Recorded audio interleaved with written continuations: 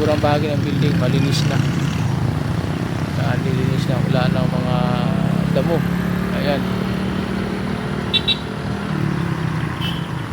linis na mga lods, diba? Hindi na tayo mga lods na aakatin ng ahas yung building natin. Kaya malinis na siya.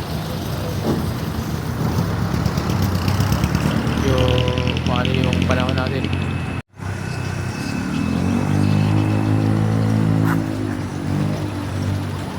Makulimlim ang panahon natin mga lods. Ayan.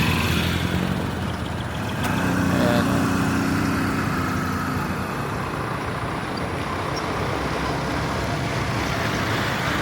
Ano ba ang oras mga lods, pwede bumuhos ang ulan. Ingat-ingat pa rin po tayo.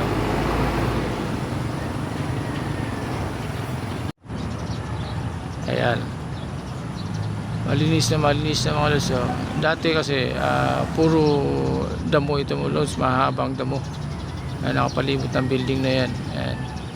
Ngayon malinis na, maganda na siya tingnan mga lods.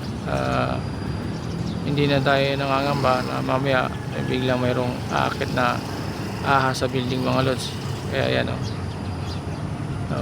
nagpuputol na yung mga ano dyan, yung mga damo, mahabang damo at yung mga ayan, mga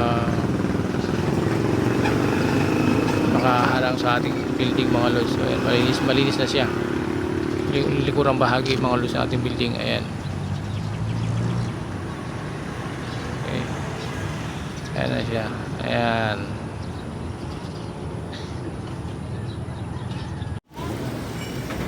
lalab na tayo dito mga lods. Hanap tayo ng maulam. Ayan, dito tayo sa ating fast food chains mga lods. Ayan, maghala tayo rito para makahanap tayo ng maulam natin para sa almusal. Ayan, medyo makulimlim ang panahon natin mga lods. Ingat lang din po tayo lahat. Ayan, pasok tayo dito mga lods sa loob. Dito yung ulam na bibili natin dito sa fast food section mga lods ng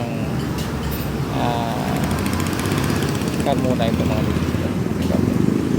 Ayan, tayo ng maulam natin. Akit tayo dito mga lods.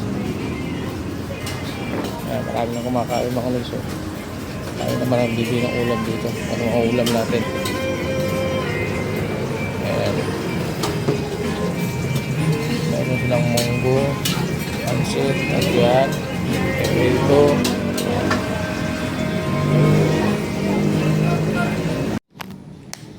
Ayan mga lods, ito na yung nabili nating ulam mga lods, yung ating munggo mga lods, at meron tayong tuyo na may kalamansi at sili mga lods. So ayan, at yung ating meron tayong natawag lang sapin-sapin mga lods.